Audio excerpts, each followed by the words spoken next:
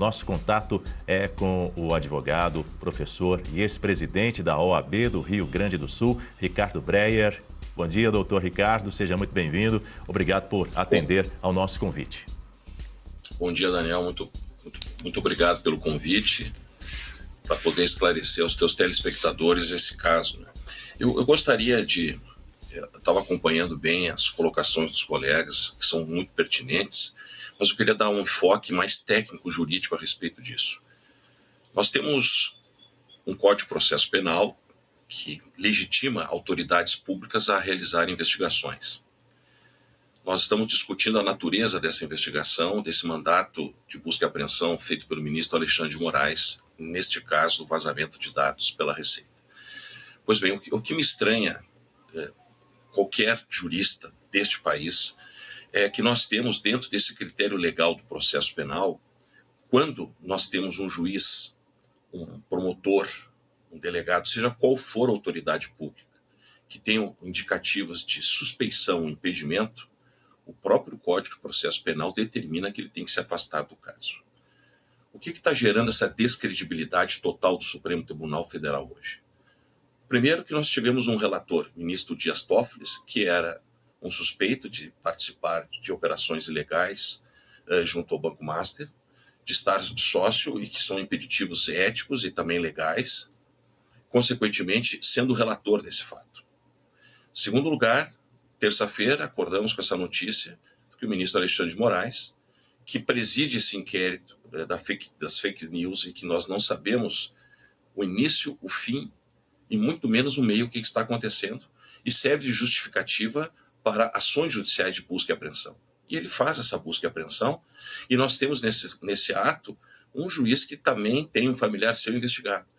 Qualquer lugar do mundo, nessas condições, obrigatoriamente teria que se afastar o juiz da causa. Me parece que existe uma justificativa clara e legal de se manter isto e ele continuar nessa condição. Então parece que o princípio que dá segurança para todos nós, que vamos ter um julgamento justo, é que não vamos ter nenhum magistrado que tenha interesse na causa. Então o problema primeiro que nós temos de distinguir, investigações, elas existem e elas são legitimadas pelo Código de Processo Penal e pela Constituição. Mas agora, quem conduz essa investigação? Quem determina esse procedimento? Quem vai julgar isto? Isso que é o questionamento que nós temos que fazer agora. Que está claro pelas informações que temos aqui, pela mídia, pelo próprio Congresso, por senadores e deputados que têm trazido informações a respeito desse caso, que esses dois ministros estão envolvidos diretamente nessa investigação pela Polícia Federal, que chegou a ir até o presidente do Supremo Tribunal Federal, Fachin, pediu impedimento, que não tem a sua competência, mas levar elementos que pudesse colocar em risco a imparcialidade, que são princípios milenares que dão garantias de verdade, de segurança e que não se operam nesse momento. Então parece que nós temos um pano de fundo, é a busca e apreensão da Receita, é justamente contornos, discursos e narrativas de contorno, e o pano de fundo disto é a investigação. Esses dois ministros estão envolvidos ou não estão? Estão usando a instituição como blindagem de informações? A instituição, ela tem que ser defendida, a instituição, mas os seus membros, quando suspeitos de cometimento de algo ilegal, seja administrativo ou criminal, eles não podem utilizar a instituição para se blindarem. E é isso que nós estamos acontecendo. E eu não vejo essa discussão de pano de fundo.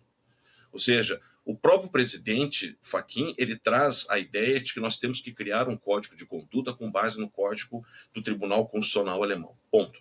Eu acho que é interessante esse debate, ele veio à tona, porém, consequentemente, não vai a fundo nas investigações, na apuração, para ver se esses dois ministros, utilizando do cargo público, estão se beneficiando para manter em sigilo determinadas informações que coloquem em risco os seus familiares. Aí se cria todo esse discurso do Código de Conduta, que é muito bom, mas, mais uma vez, um pano de fumaça, no sentido, claro, de apurar essas investigações. Então tem que deixar tudo muito claro. Investigações no Brasil, elas são legitimadas, elas têm que respeitar regras. E me parece que as regras principais, nesse caso, da imparcialidade, da suspeição, não estão sendo cumpridas. E isso se torna ilegal. Não é um documento que foi apreendido de um vazamento, mas o documento existe e como é um ente público e tem que se dar explicações, sim, o ministro Alexandre de Moraes, a respeito disso, a sua esposa tem que dar essas explicações, porque ele é o relator. Se ele se afasta de alguma forma e coloque um outro ministro para julgar isso de uma forma imparcial, como o Supremo fez agora, e que sorteou André Mendonça para ser o próximo relator, nesse caso do Banco Master, e eu também não entendo porque os 10 ministros, de alguma forma, também louvam a atitude do ministro Toffoli, quando ele, de plano, sem essa pressão jornalista, já deveria ter tomado essa providência. Então, eu vejo que esse cenário faz com que o Supremo Tribunal Federal, infelizmente, que é uma corte importantíssima para isso, perca a sua credibilidade, não tenha a sua transparência devida, e isso gera uma insegurança jurídica imensa, e as pessoas ficam acuadas muitas vezes, porque querem comentar, querem conversar, e não sabem se não vai sair desse inquérito da fake news aí uma justificativa para o mandato de busca e apreensão, ou até mesmo um mandato de prisão. Quem faz a próxima pergunta para o senhor é o Marcelo Rocha Monteiro. Bom dia, doutor Ricardo. Enquanto o senhor falava, eu imediatamente me lembrava da saudosa professora Ada Pellegrini, numa palestra dela aqui no Rio de Janeiro, em que ela dizia: se nós não temos um juiz neutro, um juiz imparcial, que não tem interesse no julgamento da causa, nós não temos o devido processo legal, não precisa nem examinar mais nada. Sem um juiz isento, não há que se falar em devido processo legal. Mas eu queria falar de um outro aspecto, que é o da competência do Supremo, né? Aí analisando não o juiz, mas o juízo, o órgão jurisdicional. Me parece que nós estamos tratando de infrações penais supostamente cometidas por funcionários da Receita Federal que não têm foro por prerrogativa de função, né? Então, eu pergunto, o senhor vê justificativa para que essa investigação tramite no Supremo Tribunal Federal? Seria... Porque se houvesse conexão com os fatos imputados ao senhor Vorcaro, então isso teria que ocorrer no âmbito da investigação lá do Banco Master, né? Mas nós estamos vendo que não, tá? Foi trazida para essa coisa difícil de explicar, que é o inquérito das fake news, né? Tanto que o relator é outro, o relator é o senhor Moraes. O senhor não acha que isso deveria tramitar na primeira instância? Qual a sua visão sobre isso? Bom dia, Marcelo. Boa colocação. Já desde o inquérito das fake news nós estamos discutindo esse tema da competência, justamente se o Supremo tem ou não como avocar. E temos uma preliminar nisso, né, Marcelo? Que tem que discutir. O Supremo não tem estrutura. Está muito claro para fazer um inquérito desse volume, atacando e investigando muitas pessoas ao mesmo tempo. Ele não tem estrutura. É uma corte constitucional que deveria estar preocupada com temas de relevância constitucional. Mas me parece, com a sensibilidade que nós temos, e tu sabes também, Marcelo, na questão processualista, que tu tens também esse devido conhecimento, se está no Supremo Tribunal Federal, vamos presumir, então, que está sendo investigado um ministro do Supremo Tribunal Federal. E a competência se arrasta, mesmo que for no âmbito do Banco Master. Essa é uma justificativa que eles podem utilizar no sentido de deixar aqui, não, estamos sendo investigados. Então, não pode se investigar um ministro sem autorização do STF. Me parece que nós temos todo um caminho para gerar vícios processuais para, ao final, como nós já conhecemos essa história em passado recente, anular completamente operações, anular acordos de leniência, enfim, só faltar devolver dinheiro ao ente público de desvios públicos.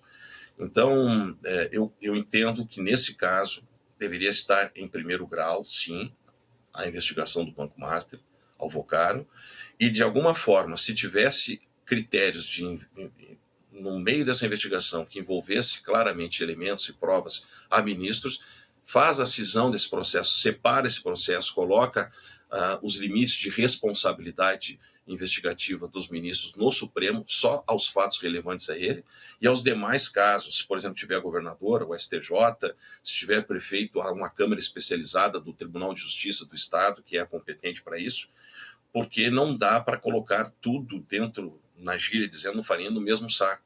Há muitos elementos, há vários tipos de ações, há vários personagens envolvidos, e creio que avocar tudo isso para o Supremo Tribunal Federal é justamente não levar adiante algo grave, de um escândalo financeiro, de talvez o maior escândalo financeiro da história da República, desde a Constituição de 88. Então, se há envolvimentos como há indicativos do ministro Toffoli, Alexandre de Moraes, faz a cisão processual, deixa a investigação dentro dos seus limites de atuação nessa investigação e os demais casos investigados nas esferas competentes, quando envolvidos políticos ou até entidades particulares. E, consequentemente, essa cisão ela está prevista no Código de Processo Penal e justamente ela acontece para dar, digamos, celeridade ao processo, para que o processo não demore e fique só num lugar onde existam muitas diligências a serem realizadas, muitas oitivas de pessoas e até depois de um processo criminal com uma instrução longa. Então, está na hora, talvez, de entidades poderem se manifestar a respeito disso. O papel do Congresso é muito forte, do Senado, as instituições do Ministério Público, as próprias associações de magistrados, o Ministério Público, a própria OAB, de alguma forma se manifestar sobre esses regramentos processuais, tirando por completo essa nuvem que está sobre esse caso e que me parece que é grave, tem várias responsabilidades que talvez até envolvam tribunais de justiça, que de alguma forma também utilizaram as questões administrativas e econômicas do Banco Master para determinados fins, e isso tem que ser apurado. Vamos ver se temos braços para isso. Se deixar tudo no Supremo, claro que nós não vamos ter braços e nós não vamos, infelizmente, ter a devida transparência. Muito bem, doutor Ricardo Breyer conversando conosco aqui no Jornal da Oeste, primeira edição. Quem vai fazer a próxima pergunta para o senhor é a jornalista Berenice Leite. Bom dia, doutor Ricardo. Muito obrigada pela presença.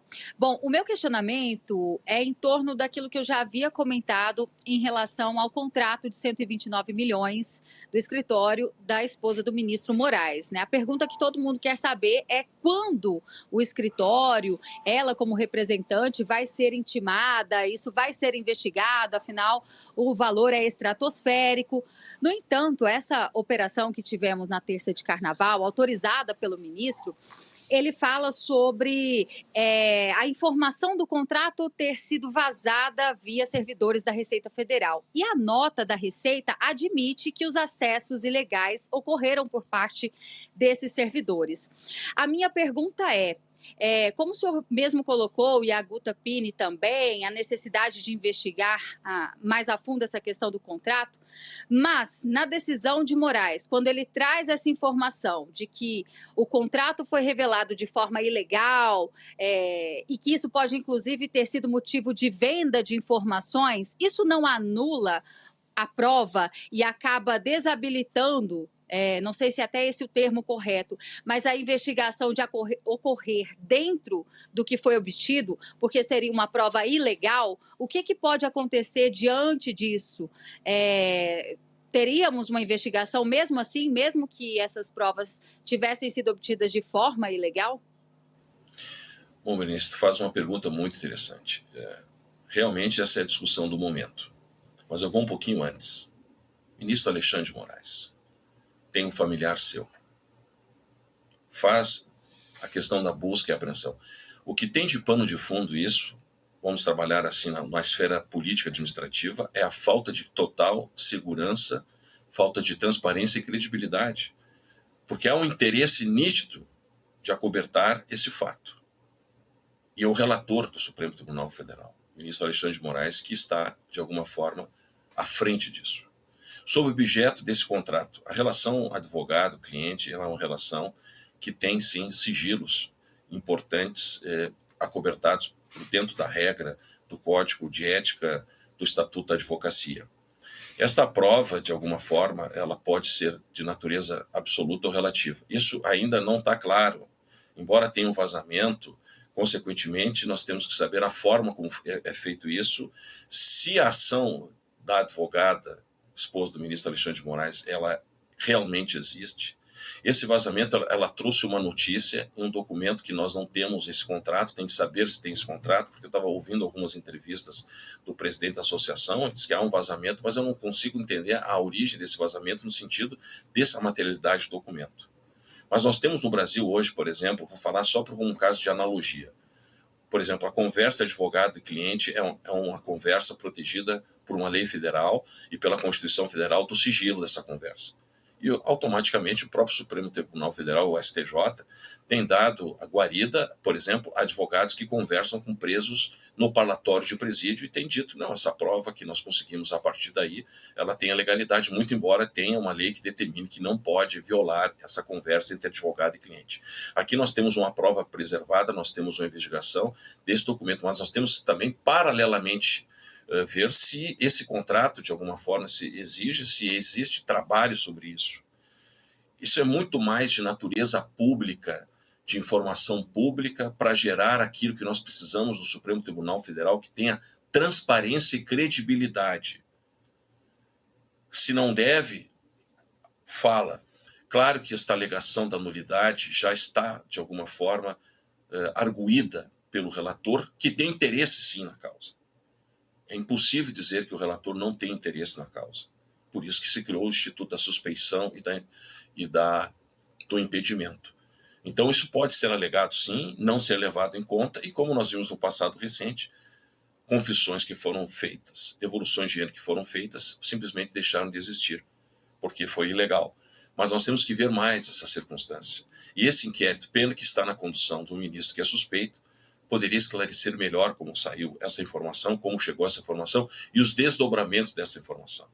Então, no Brasil, hoje, eu não posso te afirmar se A ou B, depende do interesse, porque nós estamos perdendo segurança jurídica, seja pelo inquérito das fake news, seja para a dificuldade dos advogados terem acesso aos autos para fazer o exercício pleno da ampla defesa, seja o critério que for nesse cenário, nós não estamos respeitando regras. E aí tudo pode, nesse jogo perigoso, levar aí riscos graves ao devido processo legal, aquelas construções históricas de garantias processuais de qualquer cidadão e, acima de tudo, a busca da verdade que o processo determina.